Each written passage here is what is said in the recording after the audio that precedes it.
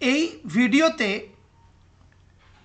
আমি তোমাদের not like অপারেটরের দ্বিতীয় উদাহরণটা বোঝাবো।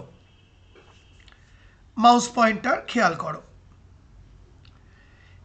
এখানে আমি এসকিউএল স্টেটমেন্ট লিখেছি, select EMP ID name DPT, অর্থাৎ আমি ইএমপি আইডি নেম এবং ডিপিটি এই তিনটে ফিল্ড সিলেক্ট করতে বলছি, অর্থাৎ দেখাতে বলছি।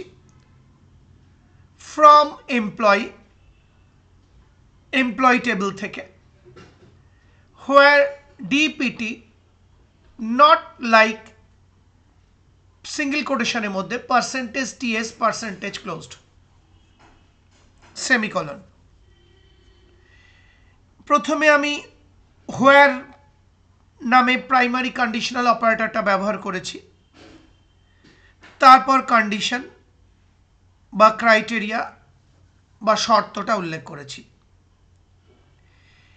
এক্ষেত্রে নট লাইক অপারেটর কি করবে, ডিপিটি ফিল্ডে যে যে ভ্যালুতে বা মানে শেষের দুটো অক্ষর টিএস নয়, সেই রেকর্ডগুলিকে বের করে নিয়ে আসবে।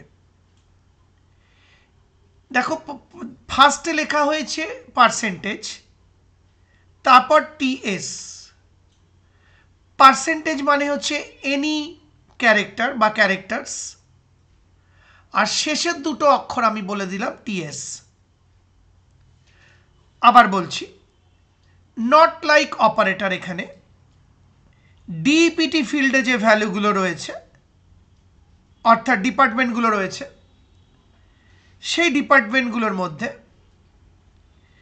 যেগুলোর শেষের দুটো অক্ষর টিএস নয়, অর্থাৎ শেষ দুটি অক্ষর টিএস বাদ দিয়ে বাকি ডিপার্টমেন্টগুলো বা বাকি রেকর্ডগুলোকে বের করে নেবে।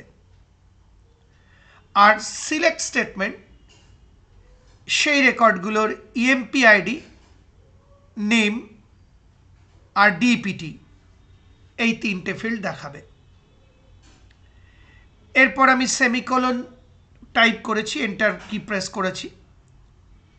এই যে আউটপুট, সবাই লক্ষ্য করো, ডিপার্টমেন্ট ফিল্ডটা লক্ষ্য করো সবাই।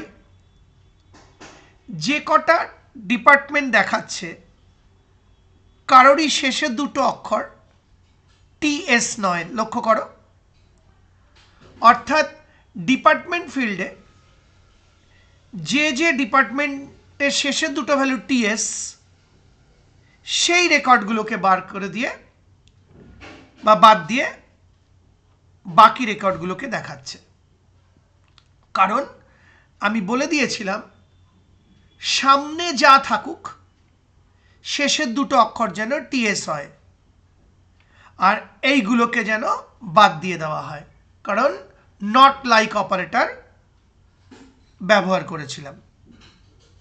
তাহলে নট লাইক কি করলো, ডিপিটি ফিল্ড থেকে শেষের দুটো অক্ষর যাদের টিএস, সেইগুলোকে বাদ দিয়ে বাকি ডিপার্টমেন্টগুলোকে বের করে নিয়ে এলো, এই যে দেখতে পাচ্ছ। আর select statement EMP ID name আর ডিপার্টমেন্টগুলো দেখিয়ে দিল সেই রেকর্ডগুলোর। অনেকবার করে বলে দিলাম, আশা করি বুঝতে পারলে।